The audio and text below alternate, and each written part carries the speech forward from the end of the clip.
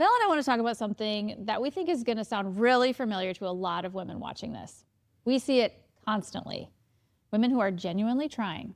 They're eating relatively clean, they're exercising, they're doing the things, and they still feel terrible, and the scale won't move, and they cannot figure out why. It's one of the most frustrating clinical presentations I see. Basically, these women are not doing nothing. They're actually working hard, but there are just specific patterns that are undermining all their progress. And the hardest part is that most of them look like really healthy choices on the surface. So let's go through them. Okay. Mistake number 1. Drastically cutting calories to try to lose weight. This logic makes sense on paper, eat less, lose weight. But here's what's actually happening physiologically.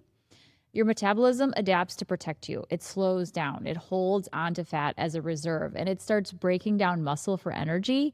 And your hormones like leptin, which regulates hunger, your thyroid hormones, which drive your metabolic rate, both take a significant hit. So you're eating basically nothing, and your body thinks there's famine happening. Exactly. And then you feel worse. You're more tired. You're more foggy. You're more irritable, while seeing very little to no results at all. So this is something that we address head on in the blood sugar and cravings module, because the fix isn't eating less. It's actually eating strategically. The right amount, the right macros, timed in a way that signals safety to your metabolism. Okay, so what's the second one? Treating your mood issues and your physical symptoms as completely separate problems that need separate solutions. So someone is trying to manage anxiety with one provider, trying to lose weight with a diet app, and then neither is really moving the needle because the treatment isn't integrated.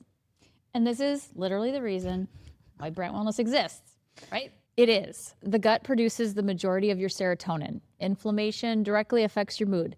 Blood sugar crashes look exactly like anxiety. Hormonal imbalances drive depression.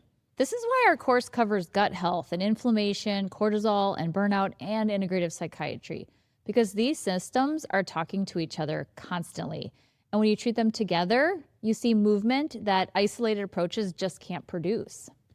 The third one, and this one is personal for me because I absolutely have done this.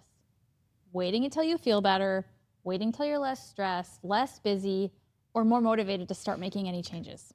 And I completely understand the impulse, but from a clinical standpoint, the way you're feeling right now as a symptom of imbalance, and that imbalance doesn't resolve on its own with time. It actually compounds. So the longer the patterns continue, the harder they are to interrupt. The women who get the best results with us, were they the ones who felt totally ready? Almost never. They were exhausted, skeptical, and honestly a little scared, and hoped that it would even work. But they started anyway, and the decision was everything. So if you're watching this and thinking, this is me, what do I actually do? The next 2 videos are for you. In the next one, Val is going to share real stories from women who are right where you might be. And I think it's going to be really encouraging.